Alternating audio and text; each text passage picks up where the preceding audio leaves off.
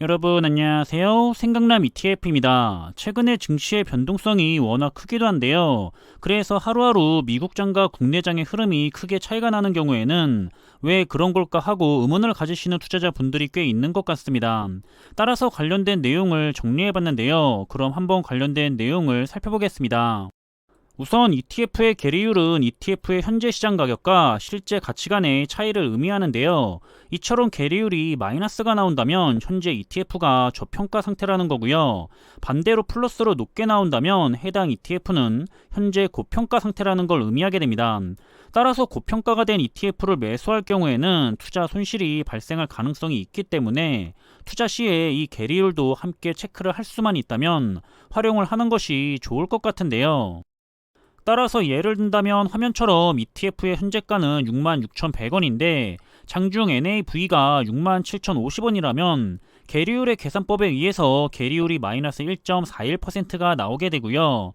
이럴 경우에는 ETF의 현재 상태가 저평가 상태이기 때문에 오히려 좋다고 볼 수가 있고, 반대로 이 계리율이 플러스가 나오게 될 때는 현재 상태가 고평가 상태라서 투자를 하는 데 있어서는 조금은 좋지 않은 상태다라고 볼 수가 있을 것 같습니다. 그럼 이렇게 ETF의 가격 형성과 계리율에 대해서 투자자들이 이해하기 위해서는 먼저 LP 제도를 알아야 하는데요. 쉽게 말하면 자산운용사와 별도로 계약을 맺은 유동성 공급자라고 하고요. 결국에 하는 일은 이 계리율이 벌어지지 않도록 중간에서 조정을 하는 역할을 하고 있다고 보시면 되겠습니다. 따라서 아마도 많은 분들이 S&P 500이나 나스닥 100, 미국 테크 탑10, 반도체, 그리고 2차전지와 같은 기타 해외 테마의 ETF들로 대부분 투자를 많이 하고 계실 텐데요. 이렇게 해외 주식형 ETF의 경우에는 계리율이 벌어지는 주된 이유가 거래가 가능한 시간이 다르다는 것이 주요 원인인데, 예를 들면 미국 시장은 시차로 인해서 거래가 가능한 시간이 다르고요. 중국과 홍콩 시장은 개장과 폐장 시간이 다르죠. 그리고 또 한국은 개장을 해서 ETF가 거래되더라도 투자 대상인 해외 시장이 휴무인 경우도 있습니다. 당연히 반대일 경우도 있겠죠. 여기에 추가적으로 이번 조정장과 같은 경우에는 하루하루 변동성이 워낙 컸기 때문에 LP들이 중간에서 적정한 호가를 제시하기가 어려워서 계리율이 커진 이유로 분석을 하고 있습니다.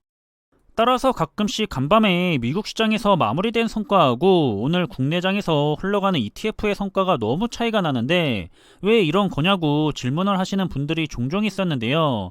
이게 꼭 한 가지 때문은 아니고요. 이렇게 국내 시장은 계리율과 함께 선물지수와 환율의 변동까지 모두 영향을 받기 때문에 상대적으로 차이가 나게 되고요. 특히 앞에서 전달한 것처럼 요즘처럼 변동성이 심한 시기에는 계리율도 벌어지지만 선물지수의 변동도 크고 환율의 변동까지 해서 정말 차이가 심하게 나는 경우가 많았죠. 그래서 그런 의문을 가졌던 분들이 많았던 것 같습니다. 그리고 또 미국에 투자를 하는 국내 ETF의 경우에는 전일의 계리율까지 반영하기 때문에 사실 유의를 하자면 더 복잡해지는데요.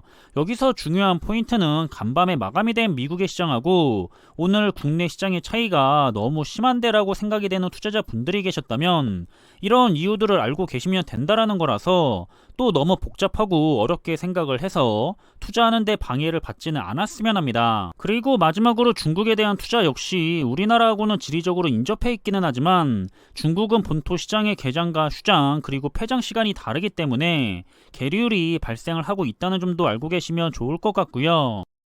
올해는 정말 증시의 큰 조정장 때문에 하루하루 변동성이 너무 커서 투자하기가 쉽지가 않기도 하겠지만 그래도 이해를 하면서 참고 정도만 하신 다음에 스스로가 정한 투자의 기준에 따라서 투자를 잘 이어나가신다면 좋을 것 같습니다. 그럼 저는 이번 영상의 내용은 여기서 마무리하겠고요. 남은 주말의 시간도 즐거운 시간으로 잘 마무리하시길 바라겠습니다. 항상 준비한 내용들이 여러분들과 함께 투자하는 데 있어서 많은 참고가 될 수 있는 그런 좋은 영상이 되기를 바라고 있고요. 심리적으로도 그리고 좋은 정보로도 도움이 되었으면 좋겠습니다. 그럼 영상이 도움이 되셨다면 구독과 좋아요 부탁드리고요. 저는 다음에 더 좋은 정보들로 찾아뵙겠습니다. 감사합니다.